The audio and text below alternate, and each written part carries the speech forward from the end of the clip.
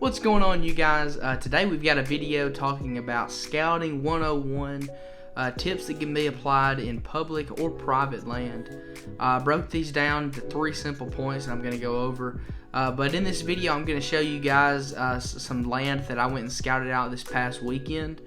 It's August 1st today, and so we've already been preparing since last month. We're getting these food plots ready, bush hogging, checking on our stands and stuff like that. But I wanted to, for this video, kind of walk you guys through immediately what I'm preparing for before I go scout a property and while I'm scouting the property. So the 3 points that I came up with are number 1, geographical terrain. What does this area look like? Is it a very flat area? And when I say geographical terrain, I'm referring to hills, flatlands, water, swamp, all that good stuff. Point number 2, potential buck beds, and point number 3, food sources and cover. And you can kind of get from point 1 you can get to point 2, and from point 2 you can get to point 3. And these are all things that I've been learning throughout this year, especially food sources. I've been doing a lot of research in kind of what leaves and what trees deer really love. Obviously white oaks, red oaks, all those good acorn producing trees, but other things like American beech trees or sawtooth oak trees. And when you're going into somewhere like public land, for example, you can't bait the area. You can't mess up the property. You can't dig a food plot. You can't go out there in your tractor, bush hog some lanes. And so in public land, you have to go and take what you're given with the land and hunt off of that property. And so in this video, I wanted to give some tips that could be applied in public or private land. With point number 1, geographical terrain, this is one point that you can go ahead and be analyzing the property that you're going to hunt before you actually get to the property.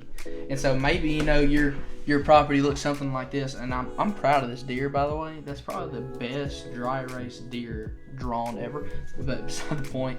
Maybe it's very hilly, or maybe it's flat, maybe you've got a lot of water, maybe you don't have a lot of trees.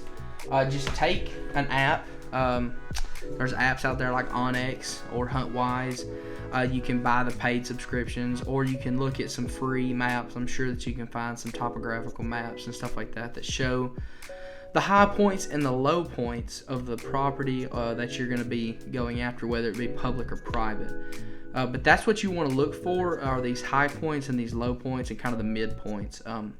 Because one thing about bucks that we see very often are they like to bed on places that are higher elevation more than like does. Does will bed closer to higher elevation, but not at the highest elevation.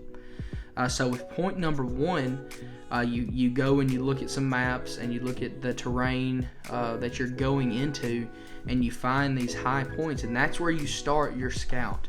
You go straight to these high points, these areas where these bucks may be bedding down at, and then you tackle it from right there. I love this terrain right here. This is a perfect example of a geographical saddle. It's real flat down here in the bottom, and that hill has a flat spot on the other side. But you can really see where the land, it starts out flat and then it shapes up right here, and then it goes right back down, flattens out. This is pretty cool right here. This is actually a foundation from what used to be a house on this property, and you can see where the woods have just overtaken it. Pretty neat find though.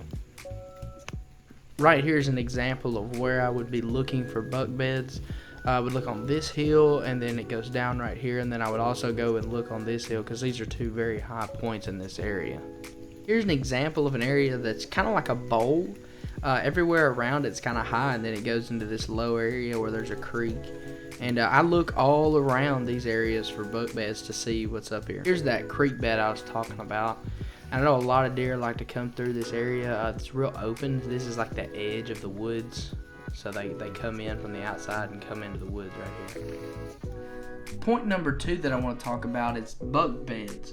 You want to find those geographical high spots. Search those geographical high spots, and you're looking for hair, disturbed ground, obvious trails that might lead back to some buck beds.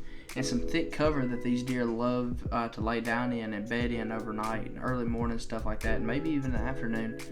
But you definitely want to, if you can find signs of hair, that's great. You know for absolute that a deer has been in this area, at least bedded down several times, enough to leave hair behind. And sometimes it is hard to make a judgment. You see what looks like could be a buck bed, and then from that buck bed, you need to see if there's any trails coming out of that buck bed. There, usually about 4 that come out, and they'll take different trails depending on the wind, and then those trails will lead you to food sources, and those food source areas are where you're going to want to end up being and spending a lot of time in, because that's where the deer are going to go. You don't want to hunt right on top of their beds. That's just not how it's done. But if you go out to these food sources a little ways away from these beds, you have a better chance, especially because they've come into that area several times to eat undisturbed, and so now you're in there and they might see you. They might not even recognize you, but if they don't, good. Stay in those food source areas, follow those trails, and look and see what you can find. And that leads us to our third point: food sources. Before we go into food, I want to here's a trail right here that's on the side of that hill. Obviously they've walked it a lot, but it's a pretty good little trail right here. Another trail that leads right into the woods from the power line, this big open area where they're coming in to eat, bed, do whatever. It's a good little trail. The third point I want to talk about here is food sources.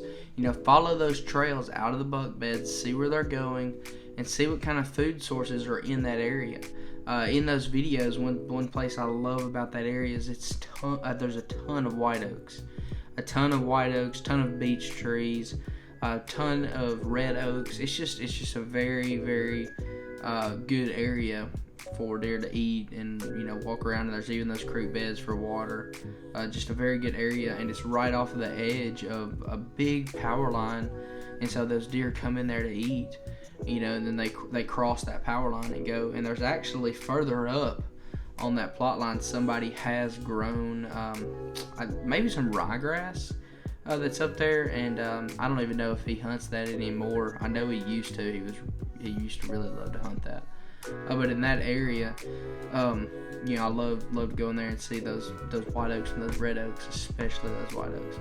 But for public land, you need to take some time and get good at leaf identification. Go in there, especially right now when it's hot. Watch out for snakes. Be careful, be cautious. But go and look for some of these, high priority areas. Go look for those sawtooth oaks. Go look for those white oaks, those American elms, and all those good trees. Because when those leaves die, and even when they're on the ground, deer will come after those trees in early September, October, and stuff like that. You need to get good and find where these deer are going to be gravitating to for their food sources. Especially if it leaves something behind like acorns. If you find an area that's full of white oaks, that's great. Spend some time, set up some cameras, see if you can get some deer coming through that area eating on those acorns. If you're in public land, set your cameras up, be smart, don't set them at eye level, so if somebody else is walking through, they just see your trail camera there. And if you do set them at eye level, please put a security box on there. People can be dumb, people will steal your stuff. If you're scouting public land and you plan to put cameras out in an area, just be smart. Heck, I know somebody he'll put a camera on a tree and then he'll put another camera looking at that camera. So if that camera comes up missing, he's got whoever took his camera on camera. Sometimes that works out in his favor. He can turn that over to the game wardens or whoever he needs to, and see if he can get that camera back. Because at the end of the day, nobody wants somebody to get in trouble for we just want our stuff. Don't take other people's stuff. It's not yours. Leave it there. Walk by it, make a silly face at the trail camera, and then keep on going. Look for some more signs of life. Look for those scrapes and look for those rubs. Thank you guys so much for tuning in today, just for a little bit of scouting tips from not a pro scouter. I just want to make that disclaimer. I am by no means a professional scouter. If I said something that you disagree with, put it in the comments, because that's an opportunity for me to learn. That's all this is me expressing to you guys what I learned as I learned it. Some of these things I just learned like a week ago, and I'm trying to put them into practice and show you guys. So if I did say something that you didn't necessarily agree with, put it down in the comments, and I will admonish myself in the next scouting video and say, in my last video I might have said this, but this knowledge was brought to me.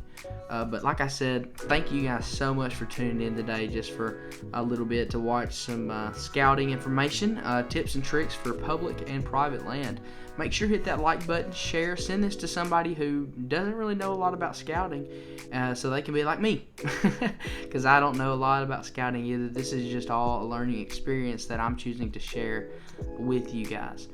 So thank you so much for tuning in. Hit that like button, hit that share button, send it to somebody. Thank you guys so much. All right, bye-bye.